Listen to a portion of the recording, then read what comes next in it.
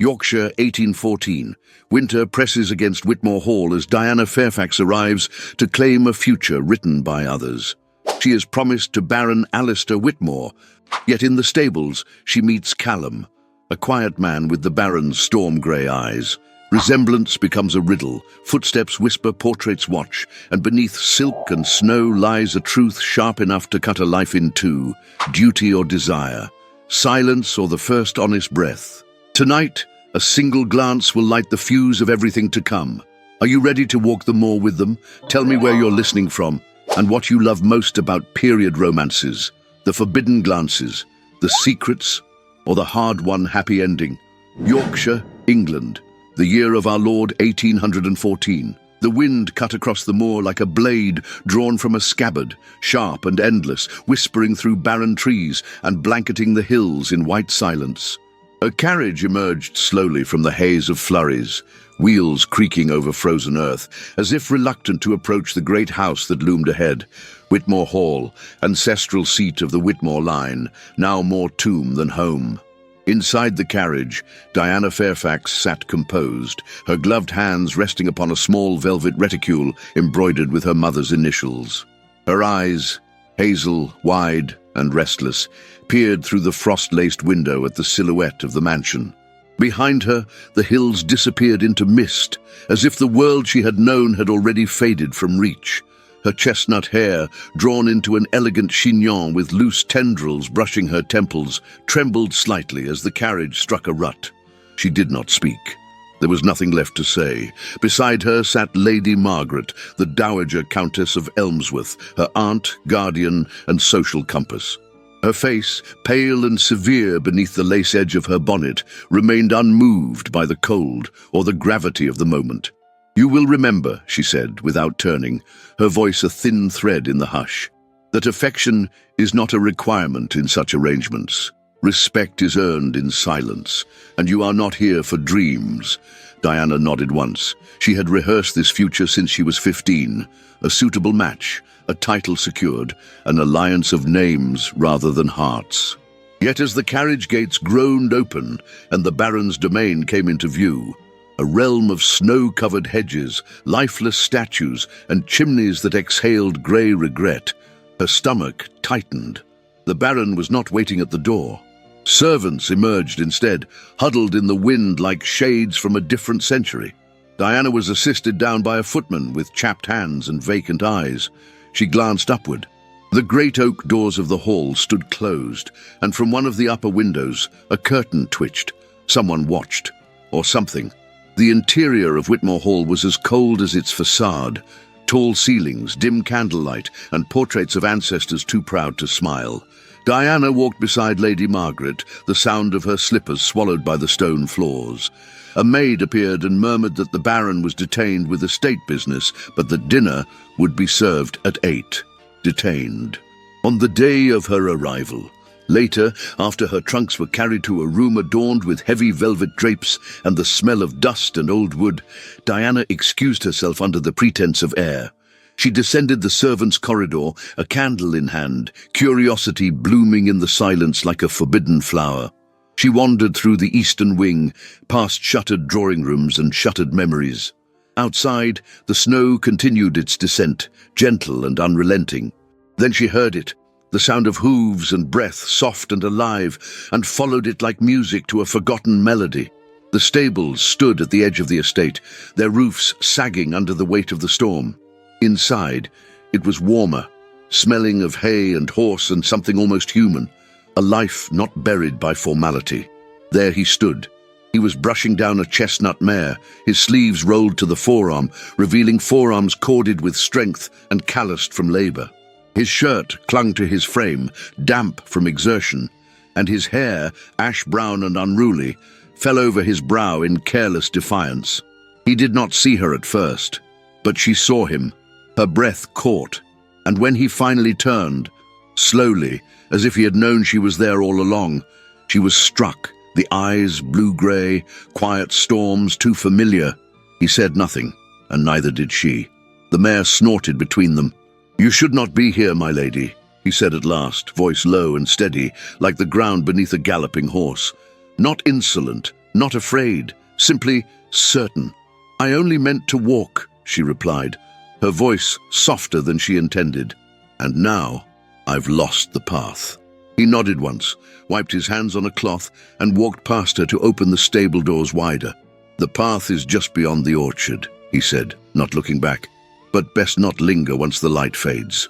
She watched him disappear into the shadows between stalls, a stable boy, a servant, a man with the Baron's eyes. And yet, there was something more. Not just resemblance, not just mystery, a presence, a weight.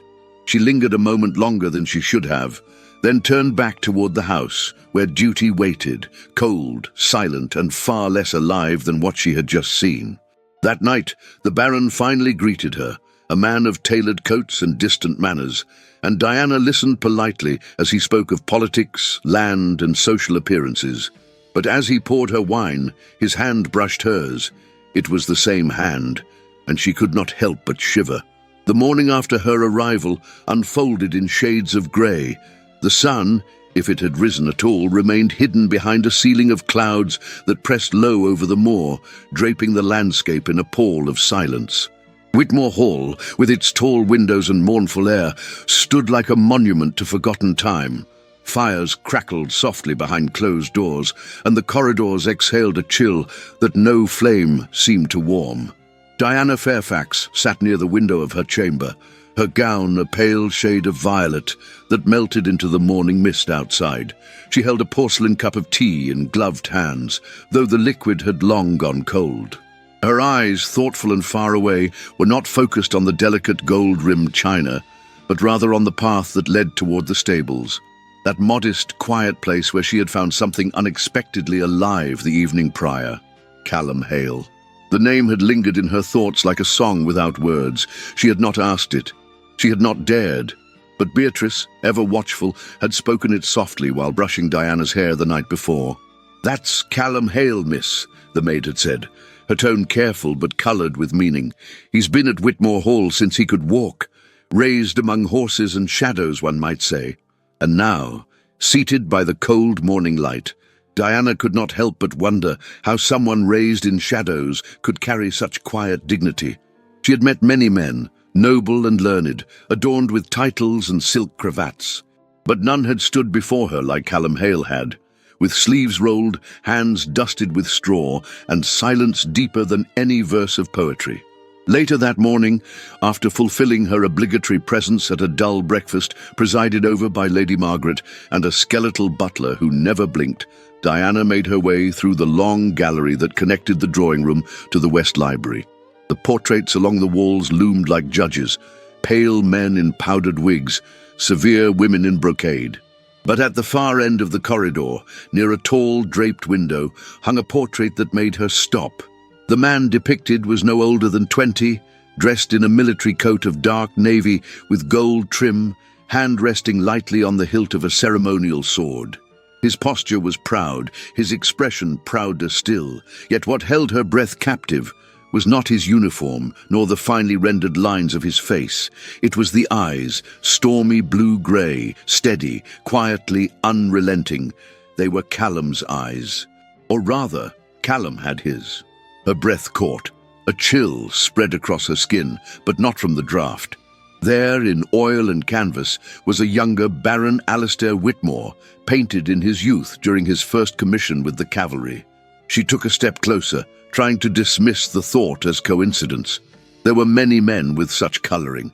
Perhaps she had imagined the similarity, a trick of light or longing.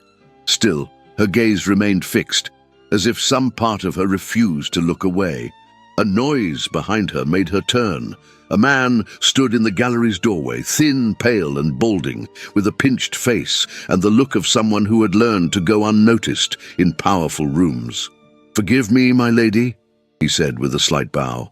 "I didn't mean to startle you. I was sent to ensure the fires were properly tended." Diana inclined her head. "You are Edgar, steward to Lord Whitmore," he said crisply. "If there's anything you require while you're here, my lady, you need only ask." She offered a polite smile, but there was something in his gaze, a shadow that flickered across his features, as though her presence in that part of the house had raised a question he did not voice. "Thank you, Edgar. I shall remember." He lingered a moment too long before bowing again and walking off in near silence. Diana watched him retreat, feeling for the first time the faintest ripple of unease. Later that day, once Lady Margaret had retired to her embroidery and the butler had disappeared into the pantry maze, Diana slipped into the cold air once more. The snow had lightened, turning into fine crystal dust that caught on the wind and danced like ash. She did not go toward the gardens or the chapel. She followed the path she had memorized from the window, the path that led to the stables. The wooden door creaked as she entered, and once again warmth enveloped her. The breath of horses filled the air, slow and heavy. Hooves shifted against straw, and from one of the stalls came the soft sound of a brush gliding through hair. He was there, Callum Hale. He stood beside a dapple-grey mare, his posture relaxed, one hand steadying the animal while the other worked with care. The sleeves of his shirt were rolled to his elbows, revealing arms shaped by labor. He did not wear a coat, and the dampness of the air clung to the linen across his back. He looked up at the sound of her step, but did not flinch. "My lady." His voice was like the horse's breath, warm, restrained, and edged with something ancient. "I didn't mean to disturb," she said, brushing a curl behind her ear.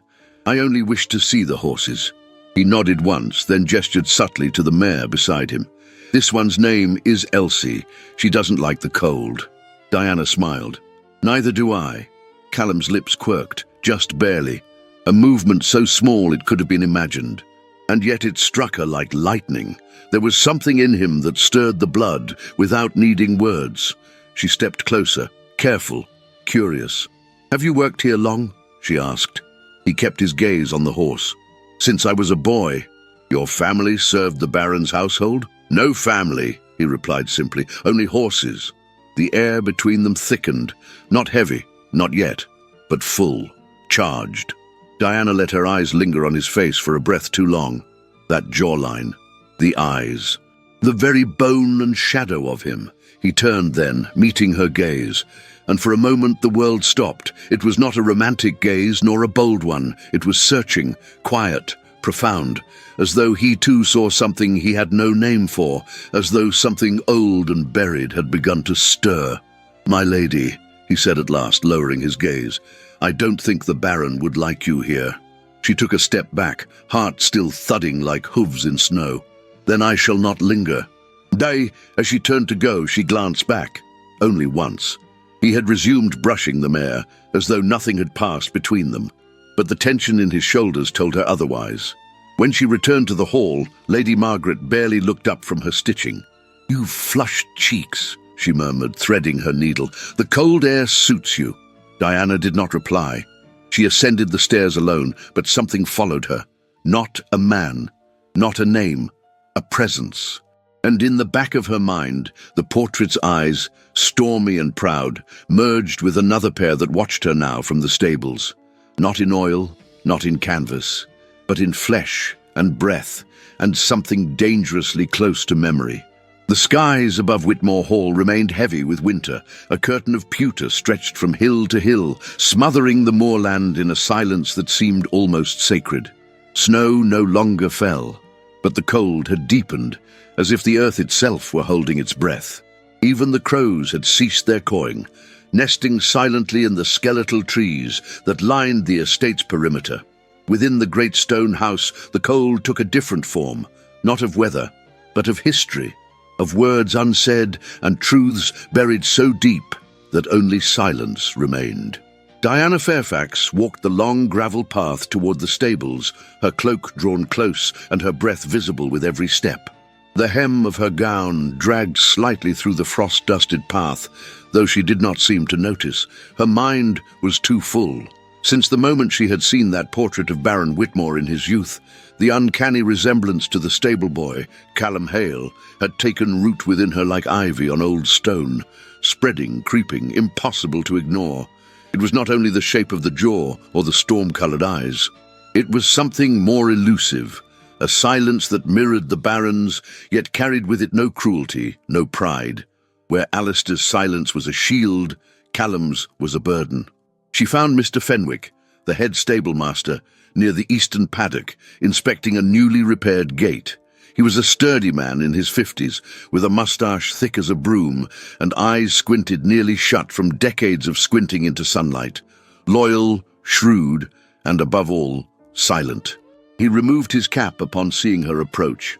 "Morning, Miss Fairfax," he said with a deferential nod, his voice gravelly like boots on stone. "Good morning, Mr. Fenwick. May I trouble you for a word?"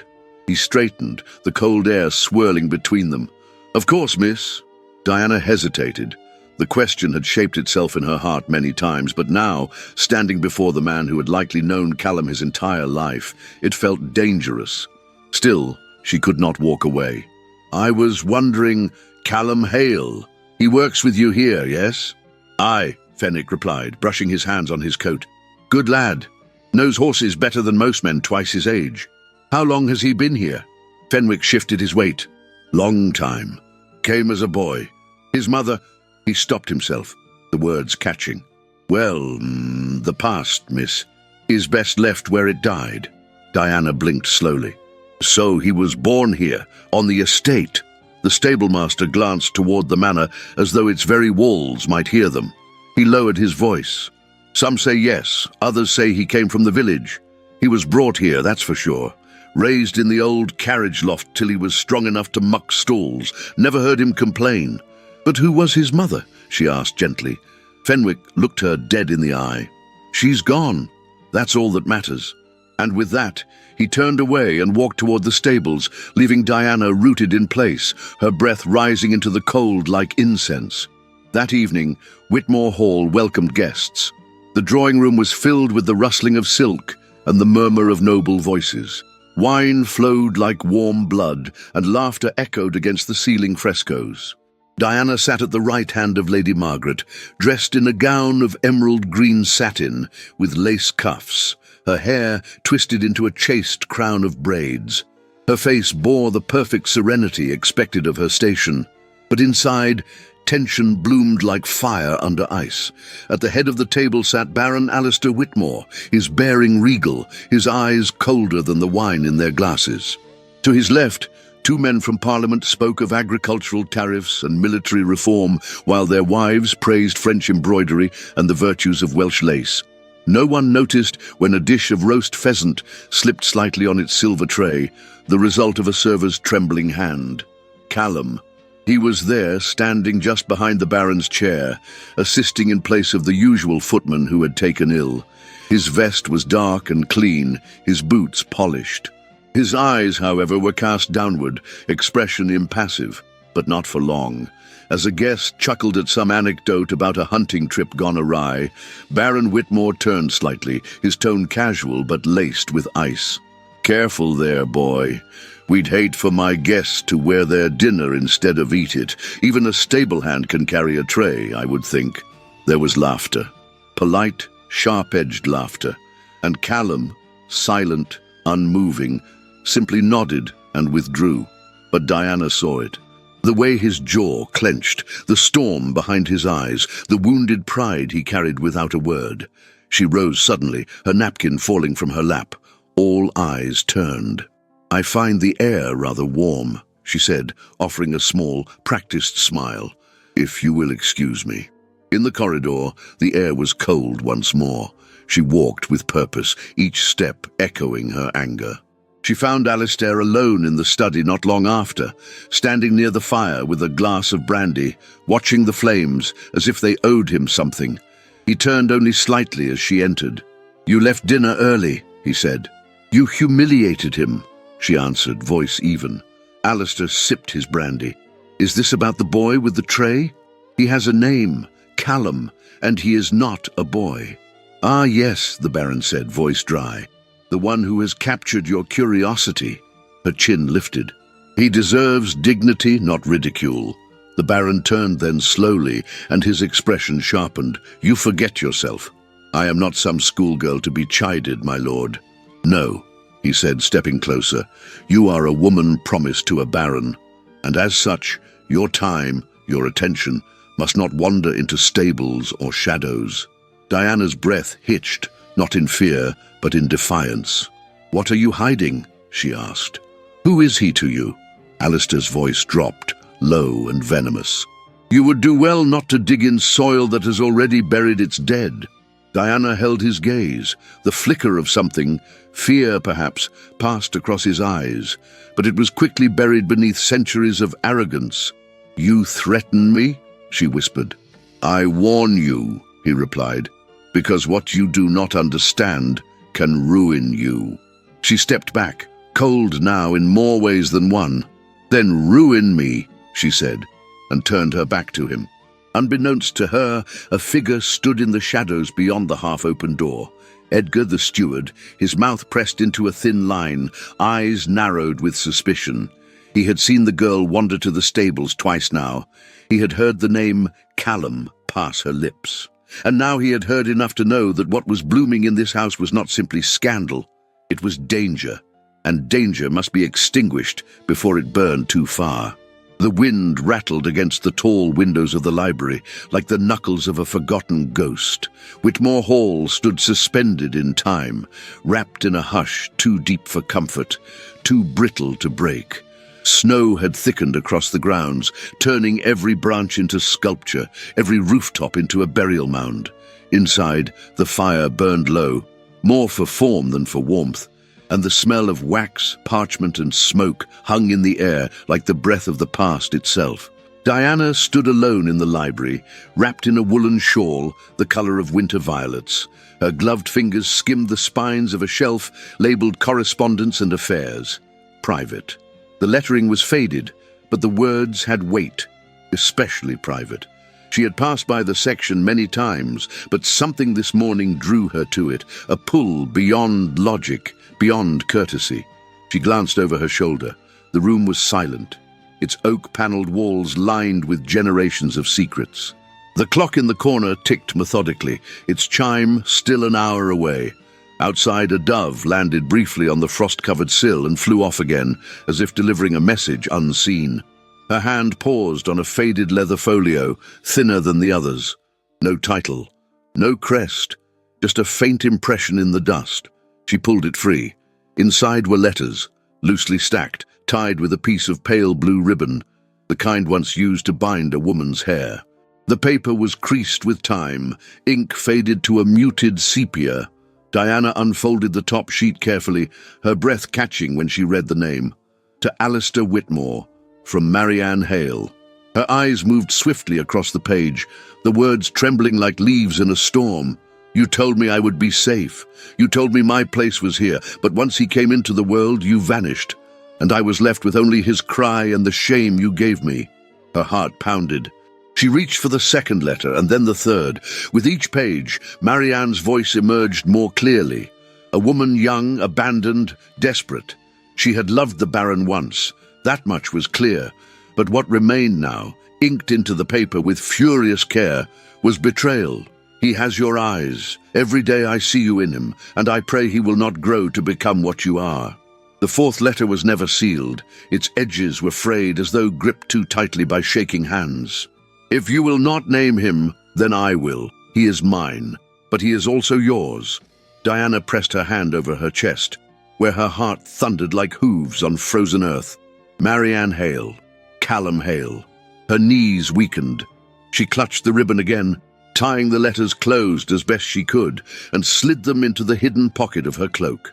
As she turned to leave, the door creaked behind her. It was Beatrice. The young maid's face was pale, her curls peeking from beneath her cap. "I wasn't spying, miss," she whispered, her voice taut with urgency. "But I saw you, and I know those letters. I've seen the name." Diana studied her for a long moment. Then, softly, "Tell me what you know." Beatrice glanced around, then stepped deeper into the room, closing the door behind her. Her hands twisted the edges of her apron. "My mum worked here years ago before she fell ill. She said there was a girl, young, sweet, hardly more than a child, who served as a lady's maid for Lady Whitmore's sister. Marianne, her name was. She fell in love, or thought she had." "With the Baron?" Diana asked. Beatrice nodded. They kept her out of sight once the whispers began, and when her belly grew, they sent her away. The baby was born right here. The master didn't claim him, wouldn't even look at him. Said the child belonged to the servants now. Diana closed her eyes, pain blooming behind her ribs. And the child was Callum. Aye, Beatrice whispered. He grew up behind the stables. Mr. Fenwick raised him like his own. No one spoke of the rest. The silence stretched between them. Diana's voice was soft. Does Callum know? Beatrice hesitated. I believe he does. But he carries it like a wound that never closes. Quiet, deep, heavy. Diana sat beside the hearth that evening with trembling hands. Her needlework lay untouched in her lap, the pattern unfinished. Her gaze was too far to be drawn back by thread or flame. In her heart, something had shifted. A storm, not of rage, but of reckoning. Callum Hale was the Baron's son, illegitimate, erased, buried in the fabric of the estate like a stain no one dared wash out. She saw him now not only as the man in the stables, but as a boy forgotten by name and denied by blood, a child whose only crime was being born. What she had once named curiosity had become something more dangerous, more intimate, tenderness. That night, as the snow thickened and the house creaked beneath the cold, Diana could not sleep. She walked quietly down the corridor toward her aunt's chamber. The door was open, firelight flickering across the lace canopy of Lady Margaret's bed. The older woman sat upright, wrapped in a heavy shawl, her spectacles perched low on her nose as she read from a book of meditations. Diana stood at the threshold. I cannot sleep, she said. Lady Margaret closed the book gently and gestured for her to come. Sit, child. Diana obeyed, folding her hands in her lap. I saw his mother's name, she whispered. I saw the letters. He's not just a stable boy, he's... I know, Lady Margaret interrupted, her voice heavy with years. I knew long before you did. Diana turned toward her, startled. And you said nothing. It was not my place, the older woman replied. This house is full of secrets, Diana, and most of them serve no one when brought into the light. But this is different. It always feels different when one is young. Diana's eyes stung. He deserves to be seen. Lady Margaret studied her. You must understand something, my dear. For women like us, love is a luxury. We are born to alliances, not desires. We walk into marriages like prisoners walk into cells, quietly, with dignity, and with eyes wide open. I don't want that. No, Lady Margaret said gently, but you may not have a choice.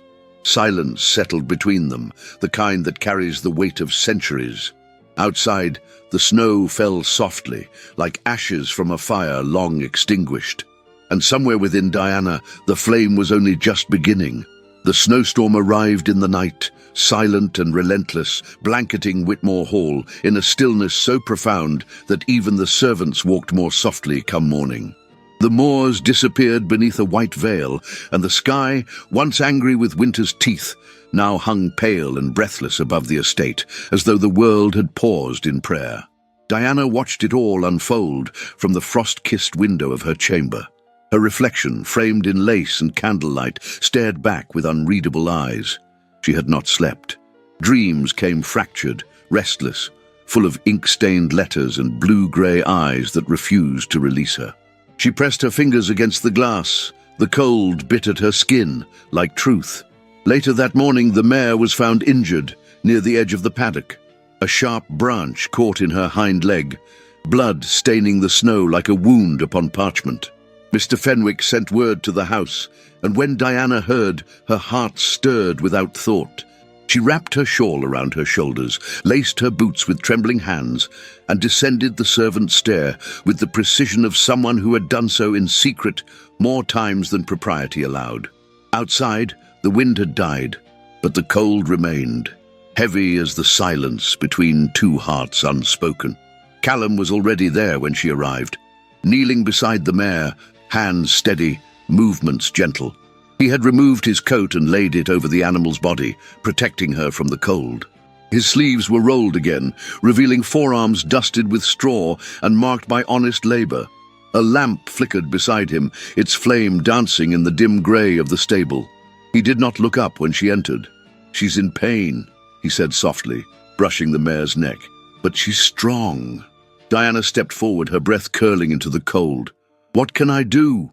Callum glanced at her, and something passed between them. Not surprise, not protest. Only that same silent acknowledgement that had settled between them since the day they met. He handed her a cloth.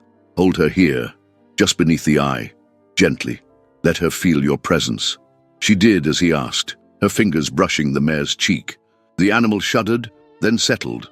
Callum reached for the branch embedded in the flesh, and with great care, removed it. The mare cried softly, but Diana did not flinch. Her hands remained firm. When the wound was cleaned and bound, they stood in silence beside the animal, both breathing heavily, their bodies close in the narrow stall. Snow fell steadily outside, muffling the world. Inside, the only sound was the soft flicker of fire and the quiet exhale of a soul relieved. You've a strong heart, he said at last. Diana turned to him, her gaze unwavering. So do you. Their eyes locked. No words, no confessions. Only the weight of everything that could not yet be said. Callum stepped back first. There's a fire in the tack room. You should warm your hands. She followed him without a word. The room was small, lined with leather and old tools, but the fire in the hearth was real, alive, and welcoming. Callum added a log, and the light flared, casting golden shadows across the rough-hewn walls. Diana held her hands near the flame, her fingers pale and trembling.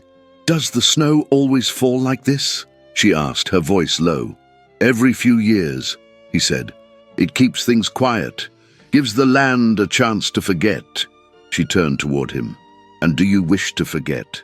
Callum did not answer immediately.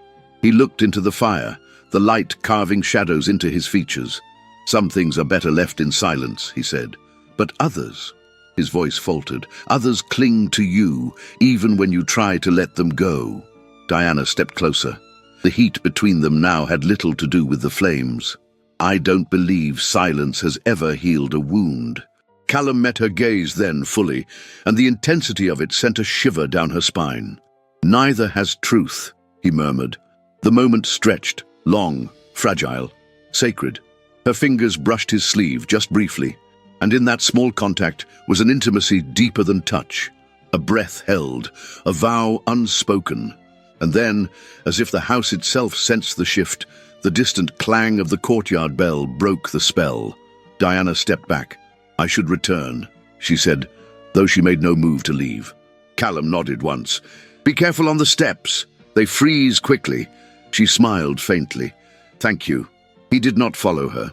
Back inside the hall, the warmth felt different, too ornate, too perfumed, too performative.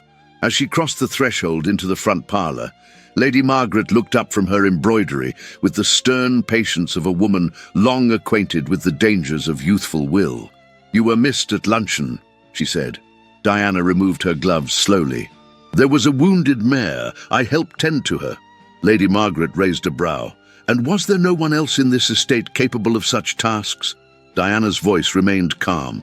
Perhaps, but I was already there. Lady Margaret set aside her needlework. You walk a narrow line, Diana. A woman's curiosity may one day become her shame. Diana met her gaze without flinching. Then I will carry both. For a moment, silence stretched between them. Then, to Diana's astonishment, her aunt's expression softened. Not approval, not acceptance, but something almost vulnerable. A crack in the armor. When I was your age, Lady Margaret said quietly, I loved a man without a name. I thought that would be enough. Diana's breath caught. What happened? He married another. I married your uncle. The world spun on. And did you forget him? Lady Margaret's lips trembled. No. I learned to live around the memory. Diana said nothing, but something in her heart shifted.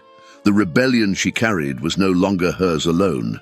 It was inherited, passed down through generations of women who had dared in quiet corners to want more. That evening a letter arrived. It bore the crest of her family, her brother Edward's hand unmistakable in its precision. She read it in her chamber, candlelight dancing across the parchment. Dearest Diana, you must understand the gravity of what is at stake. Baron Whitmore's alliance is not merely one of honor, it is salvation.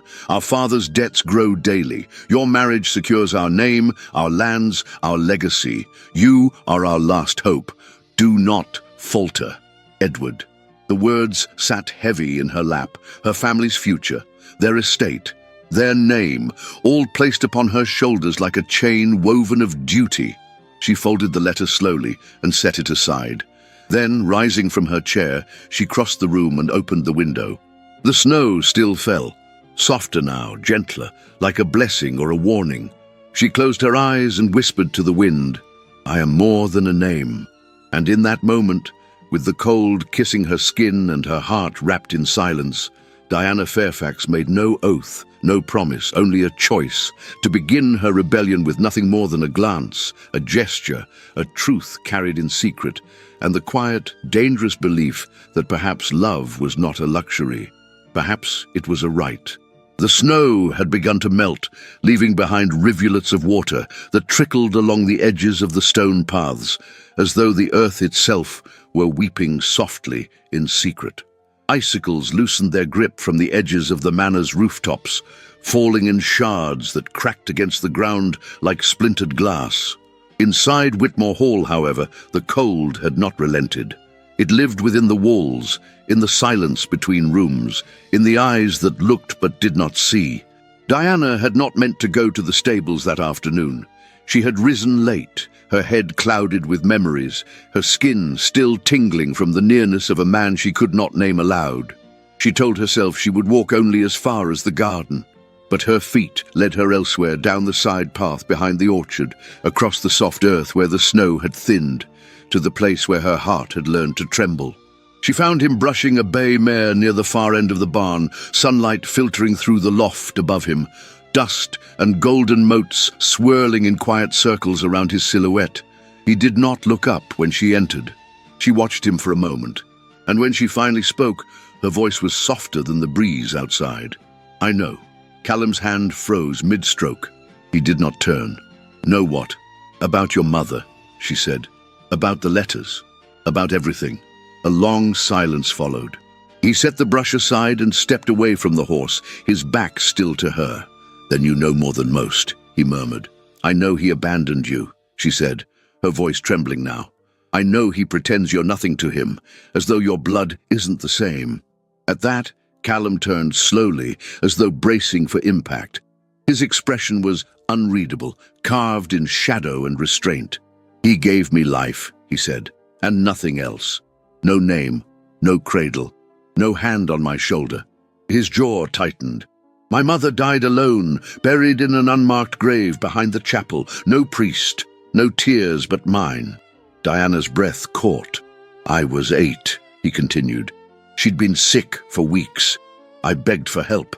The housekeeper turned me away.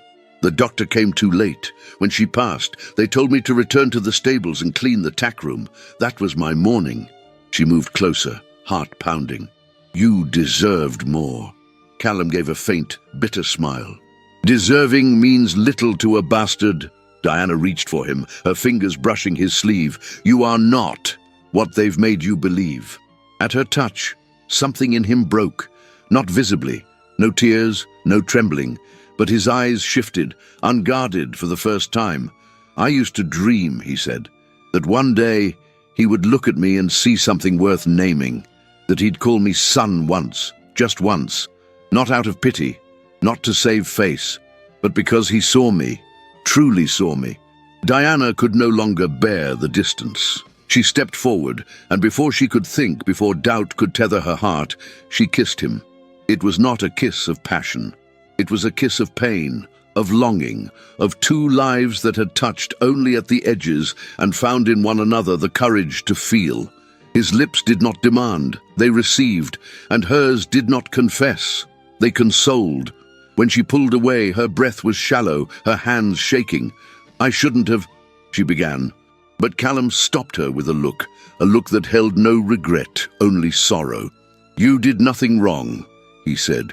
Yet even as the moment held them in its fragile embrace, they did not see the figure that lingered outside the barn, half shrouded by the edge of the stone wall. Edgar, his expression twisted with vindication, turned and disappeared into the path leading back to the manor, a ghost carrying poison in his pockets. By evening, the hall had changed. The air had grown thick, not with snow or smoke, but with tension.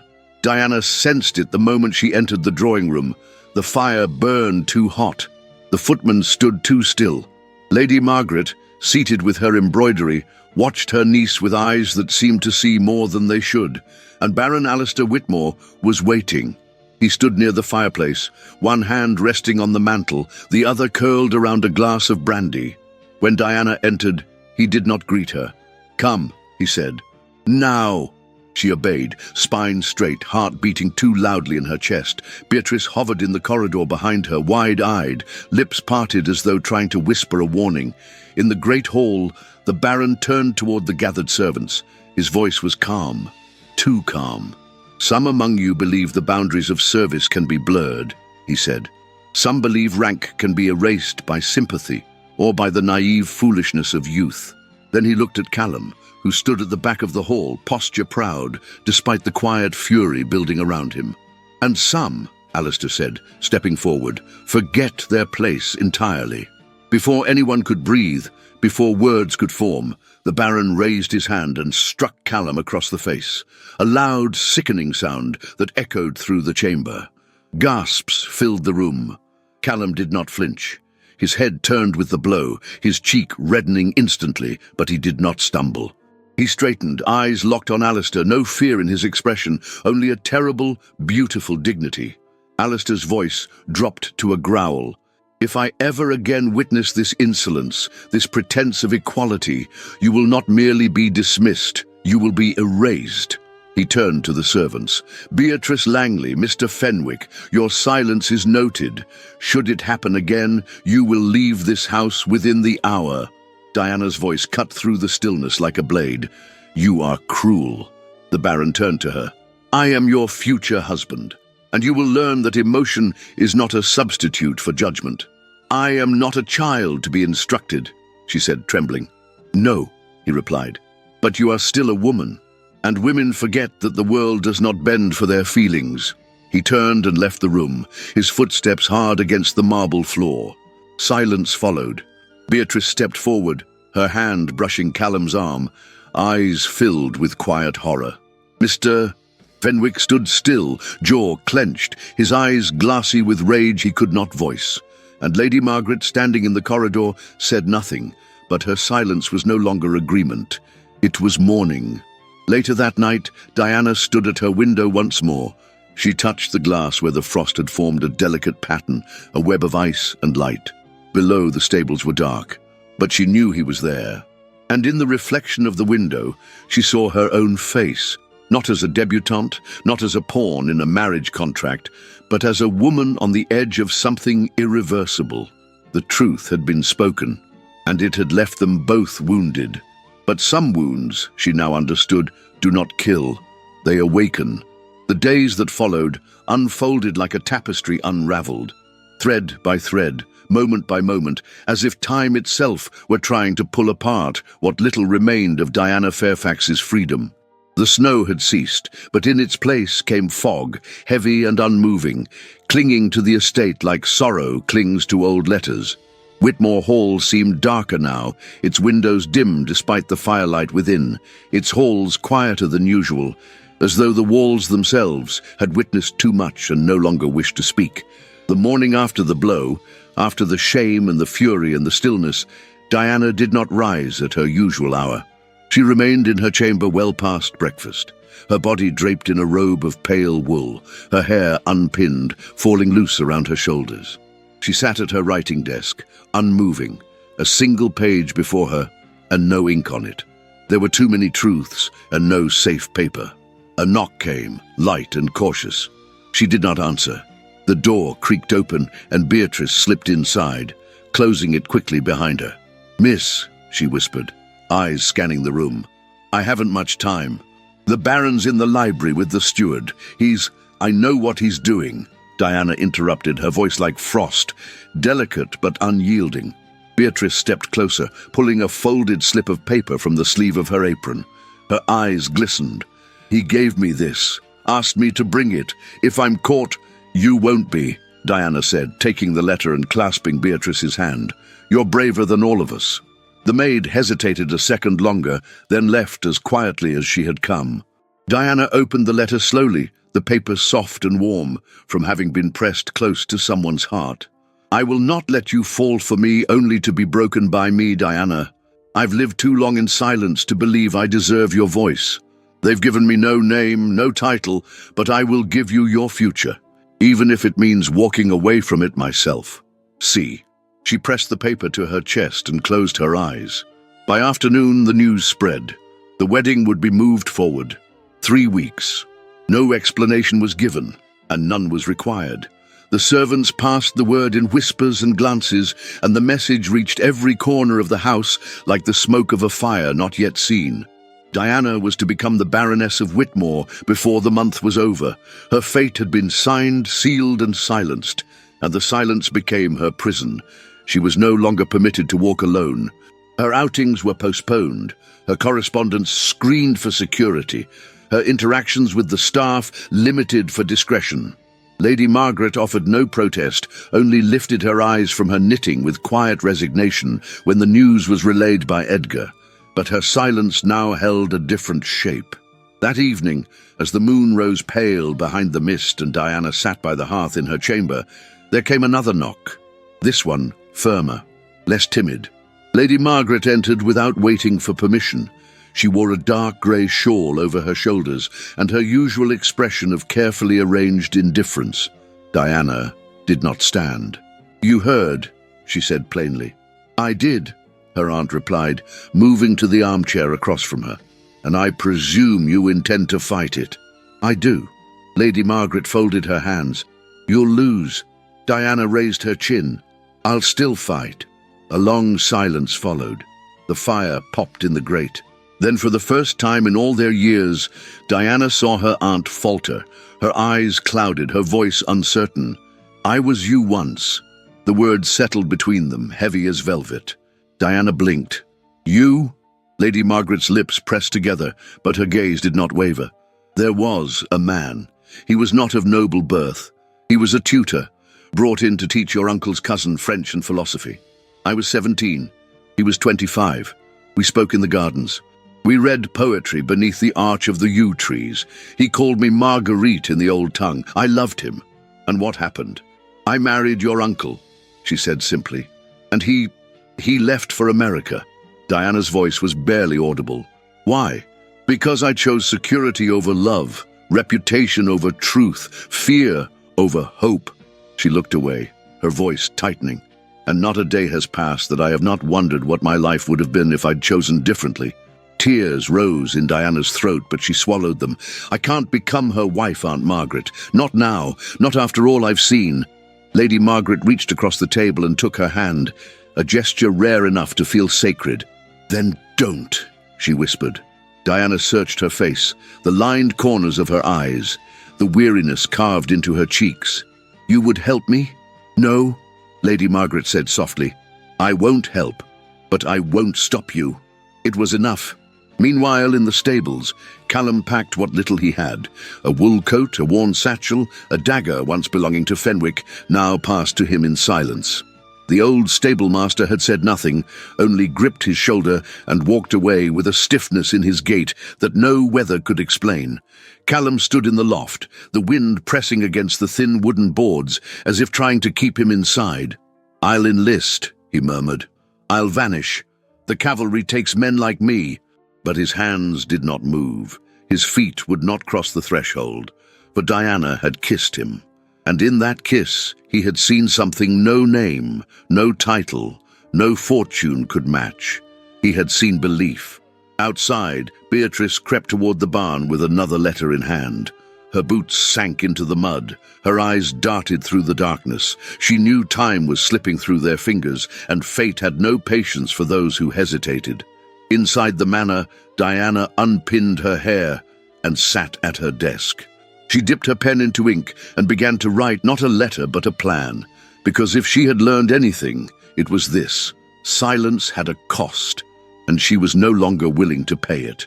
Twilight fell heavy and strange over Whitmore Hall, casting long shadows across the snow-slicked courtyard like the fingers of a ghost that refused to let go. The manor loomed darker than ever, its high chimneys trailing smoke that clung to the air as if reluctant to rise. Within its stone walls, servants whispered behind closed doors, their hands moving with tension, their eyes lowered in anticipation of a day none truly wished to see. It was the eve of the wedding, and Diana Fairfax could no longer breathe. The gown lay across the bed like a shroud, ivory silk, stitched with threads of silver and trimmed with lace so fine it looked like frost. Lady Margaret had instructed the maid to press it before supper. She must look like a future baroness, she had said, her voice firm, though not without fatigue. But Diana did not touch it. She stood at the window of her chamber, her bare fingers resting on the glass, watching the sun sink beneath the line of the distant trees. Her reflection shimmered beside the landscape, a ghost caught between two worlds. She felt neither bride nor daughter, neither noblewoman nor prisoner, only woman, only heart. She turned away, her breath shaking. It was time. Moving quickly now, she stepped into her boots, pulled on her travelling cloak, and slipped through the side corridor that led toward the kitchens.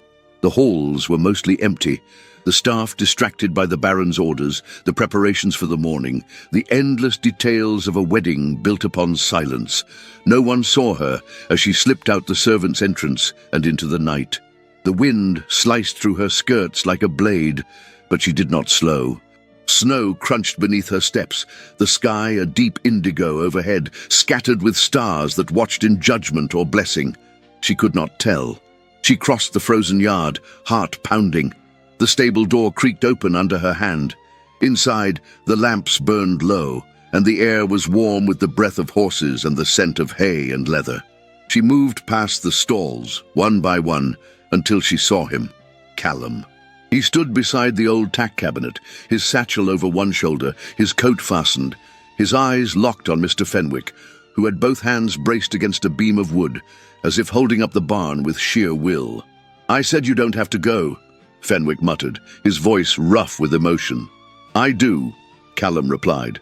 "There's no place for me here." Diana's voice trembled as she stepped forward. "Then take me with you." They turned at once. Callum's face, carved from shadow and longing, softened the moment he saw her. "You shouldn't be here. I had to see you." Fenwick looked between them, then gave a slow nod, understanding blooming behind his weathered eyes.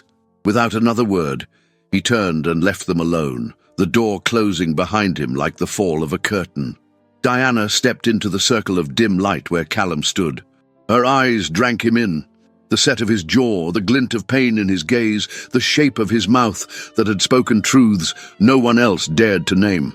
"You were going to leave without saying goodbye," she whispered. "I had no choice." "There is always a choice." Callum exhaled, his voice cracking. "You are to be a baroness by morning." "No," she said.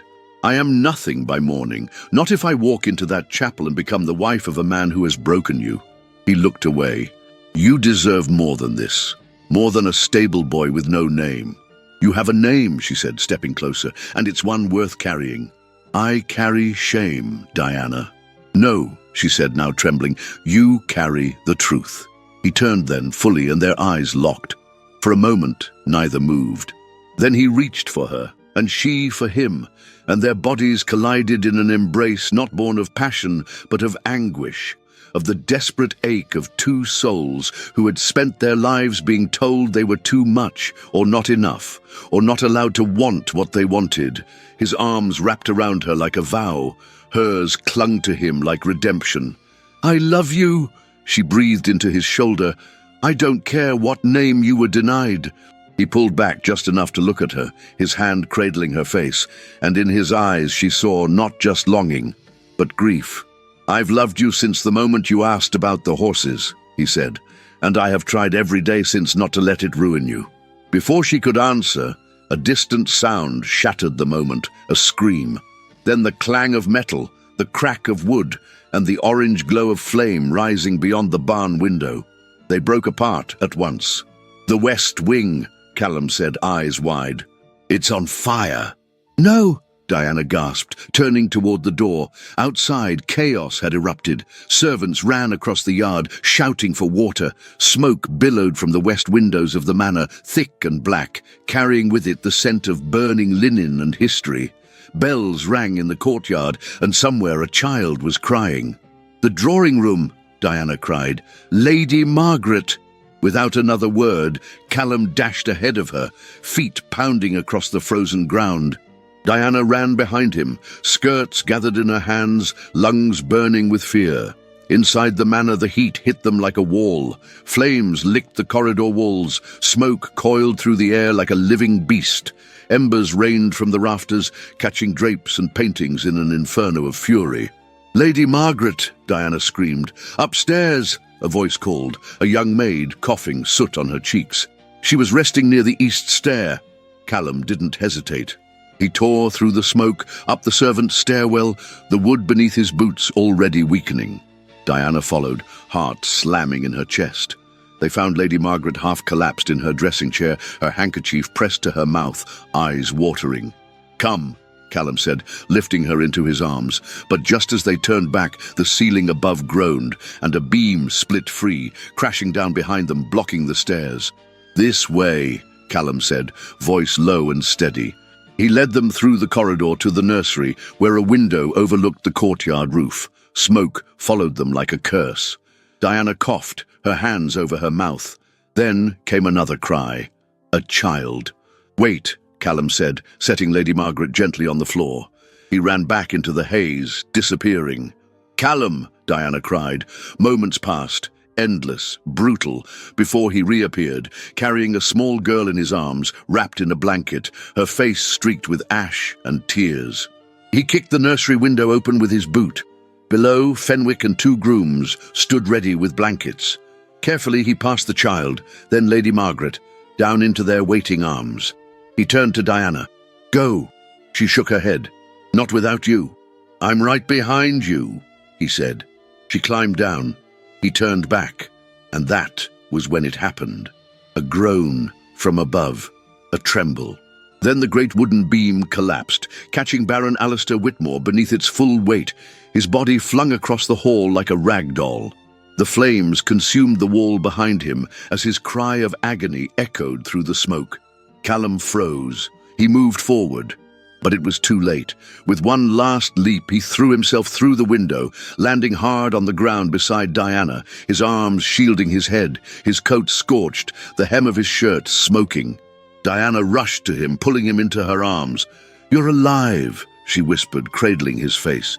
He winced, his skin reddened, his breath shallow. "And so are you."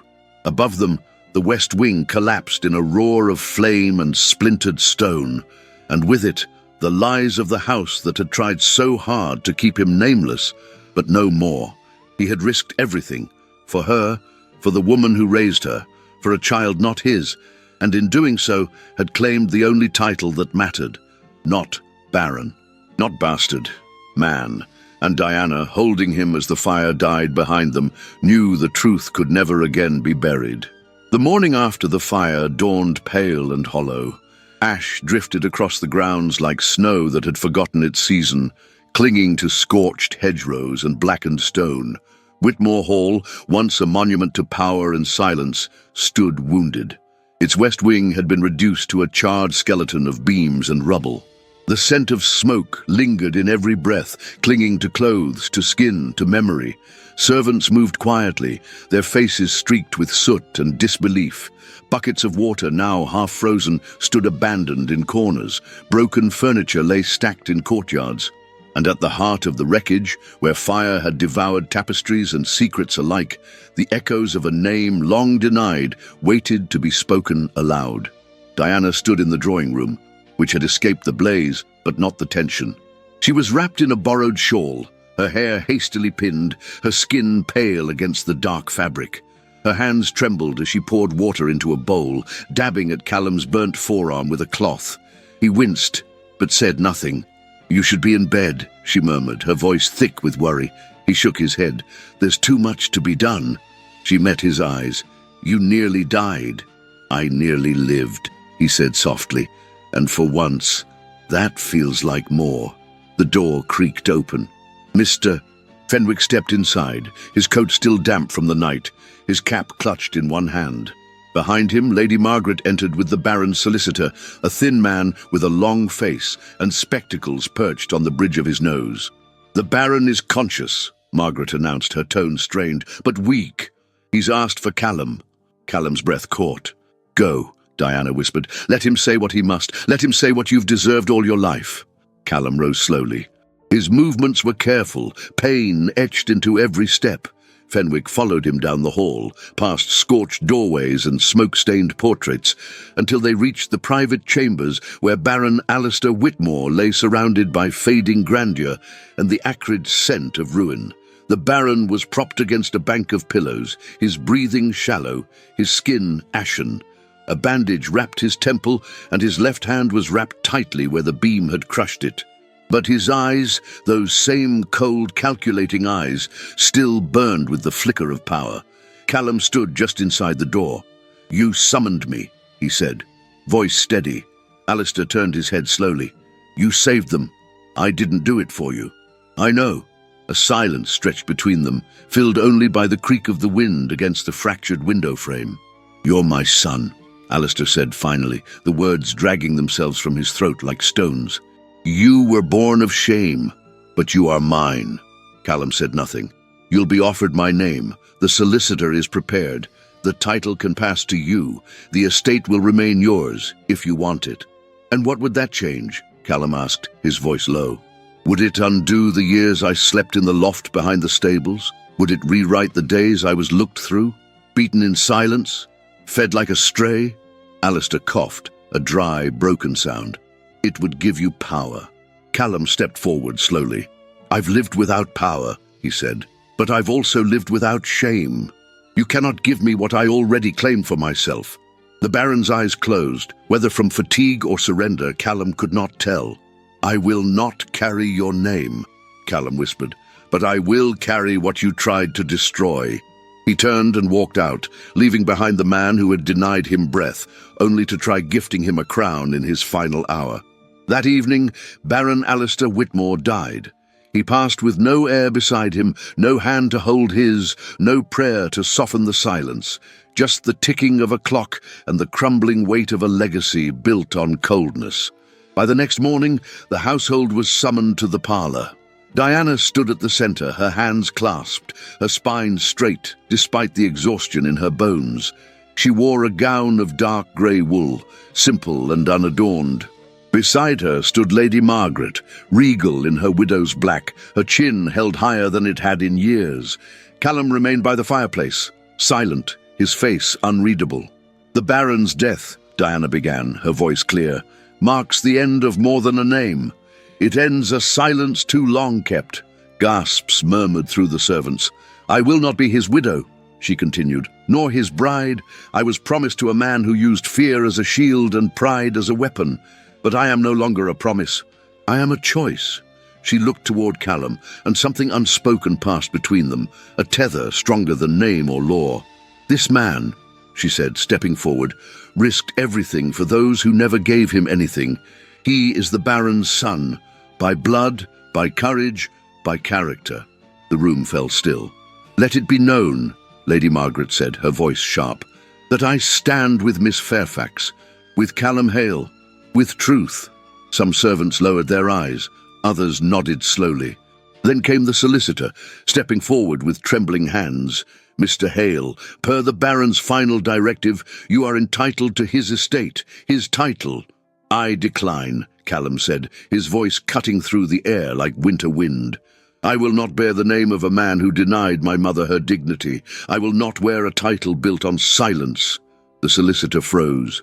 "But the estate, let it pass to the crown, or to charity, or burn it with the wing that fell. I want none of it." Diana smiled, tears burning behind her eyes. Later that afternoon, Beatrice was summoned privately to the drawing room. She arrived, nervous, her apron freshly pressed, her eyes wary. "You stood by me when no one else did," Diana said. "You carried messages when it could have cost you your place." "I couldn't do less," Beatrice whispered. "Then let me do more," Diana replied. "I want you to stay. As head housekeeper, Beatrice's hands flew to her mouth, tears spilling over her cheeks. "Miss, I don't know what to say." "Say yes." She did. Mr. Fenwick, too, was offered something that day. Not a position, but a rest. He declined an honorary pension, asking instead to retire quietly to his sister's cottage near the coast. "I've seen too much," he told Callum, "and you've earned the right to see something better." Diana watched Callum say goodbye to the old man who had been more father than employer, more protector than master. And as the ashes of Whitmore Hall were cleared and the air lightened with the scent of early spring, the estate began to quiet, not in silence, but in peace. One final matter remained. Edgar, the steward who had kept his loyalty sharpened like a blade, who had watched from shadows and whispered into power, now stood before Diana and Lady Margaret in the manor's gallery. "You knew," Diana said. He did not deny it. "You stood by, while secrets burned, and then you fed them to the fire." "I served the Baron," Edgar replied, his voice like cracked stone. "I did what was required." "And now," Lady Margaret said coolly, "you are no longer required." He was dismissed that very hour. His absence was not mourned. That night, as Diana stood by the open window of the chamber once meant to be hers as a bride, she felt the wind change. It no longer carried the cold of fear or the heaviness of duty. It carried freedom. And when Callum joined her there, standing in the doorway, his coat in hand, his skin still tender with the memory of flame, she turned to him not as a lady to a servant, nor as a future baroness to a man without name. She turned to him as a woman who had chosen, and he, in return, offered her everything, not as a legacy, not as inheritance, but as the man he had fought to become. Together, they looked toward the moor, and saw that nothing ahead of them was burned, only beginning. Spring had come slowly to Yorkshire, as if unsure whether it was truly welcome.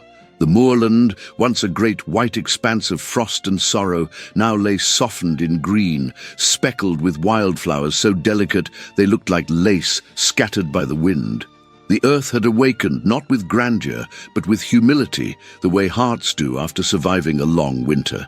The modest estate nestled at the edge of the village was neither grand nor polished. Its stone walls were uneven, worn smooth in places by time and weather. The shutters creaked when the wind passed through, and the chimney puffed its smoke not in long ribbons like Whitmore Hall, but in short, friendly bursts. It was a house with no secrets, no ghosts, only life. In the stables at the back, the smell of hay mingled with the scent of apple blossoms from the nearby orchard. Horses grazed lazily under the rising sun, their coats dappled gold in the light. A few hens clucked in the yard, and from the schoolhouse, not far beyond the garden hedge, came the faint sound of children reciting their letters in unison. Inside the cottage, the kitchen held the comfort of morning. Warm bread, the tick of the clock above the hearth, and the soft murmur of two voices moving in quiet rhythm. Diana stood at the basin, sleeves rolled, her hands slick with soap, a strand of hair falling from the loose knot at her nape. She had never looked more at peace. Callum entered from the back door, his boots dusty from the lane, his coat slung over his arm, shirt open at the throat. He paused when he saw her, as he often did, not because she was doing anything extraordinary, but because she was there, whole, free, his. He stepped closer, setting down a bundle of new harness straps beside the hearth. "You missed the lambs again," he said gently. "One of them's already found a way under the fence." Diana turned, drying her hands on a cloth. "Let him roam. He's earned it." Callum smiled, that rare, quiet smile that crinkled the corners of his eyes and softened the lines of his jaw. He moved toward her, brushing a kiss against her temple before reaching for the teapot on the stove. "3 more carriages to mend before Sunday," he said, pouring himself a cup. "And I have 3 more girls to teach their vowels before the fair," she replied. "The twins from Mill Hollow insist that O is only used for oranges and owls." He chuckled softly. "Sounds logical to me." The conversation was ordinary, but the way they stood, in comfort, in rhythm, without weight or performance, was anything but. Later that morning, after their chores had been seen to, and the children were off with their slates and slings, Diana and Callum walked hand in hand across the moorland. The path was uneven, winding through heather and rock, but neither minded. They walked not to reach a destination, but to feel the world beneath their feet. A soft breeze tugged at Diana's skirt, lifting the hem just enough to expose her worn boots, dusted with pollen. She didn't care. She had walked these moors barefoot once, after the first thaw, and she would again. Callum walked beside her with easy steps, his fingers laced with hers, his thumb brushing the top of her hand every so often, as if to remind himself that she was real. Not a dream conjured in a loft above the stables, not a memory blurred by smoke and pain, but a woman who had chosen him without condition. They paused near a rise where the land sloped gently toward the village. From here, they could see it all. The steeple of the church, the stone bridge over the brook, the curve of the road where the hedgerows bloomed early in spring. Children's laughter drifted up from a nearby meadow. Somewhere, a dog barked.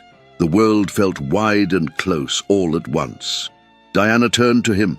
She reached up and brushed her fingertips along the faint scar that curved across his cheek, the one left by the fire, by survival, by truth. "You may not carry his name," she whispered, her voice soft as the wind, "but you carry everything he could never be." Callum's eyes met hers, steady, unflinching, full. "Because of you," he said. "Because you saw me." She shook her head gently. "Because you never stopped being worth seeing." He leaned down then, resting his forehead against hers. And they stood like that. No words, no vows, just breath and presence, and the long, slow exhale of a story that had finally found its ending. Not in grandeur, not in scandal or riches or title, but in quiet triumph, in the simple truth that love, when chosen freely without shame or fear, could rewrite a legacy.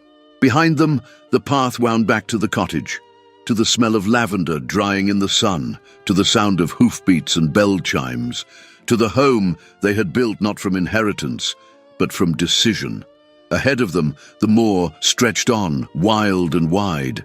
They walked forward, together, and the land received them not as fugitives nor as heirs, but as what they were, two hearts that had survived the fire, two names rewritten not in ink, but in grace, two souls who had finally, gloriously, chosen their own story. Epilogue. 8 years later. The year was 1822, and spring had once again returned to Yorkshire. The moorland was gentler now, its wild edges softened by time, as though the land itself had grown older, wiser, more forgiving. The breeze still danced over the hills, but it carried with it the scent of blooming lilac and fresh earth, not smoke, not sorrow. At the edge of the same village, in the same stone cottage with ivy grown thick along the walls, laughter spilled from open windows like music. The garden was overgrown in the way only love and children could cause. Wild strawberries tangled near the hedges, and yellow marigolds bloomed defiantly where rows of vegetables were meant to grow. A wooden swing swayed beneath the old oak, its ropes fraying, its seat smooth from use. Inside, the kitchen remained warm, sun-washed and worn. The kettle whistled. The clock still ticked softly above the hearth. Diana Hale stood at the table, her hands dusted with flour, her apron tied over a faded dress. Lines now kissed the corners of her eyes, not from grief, but from joy, from years of smiling more than crying. Her hair, streaked faintly with silver at the temples, remained unpinned, loose in waves that framed her face.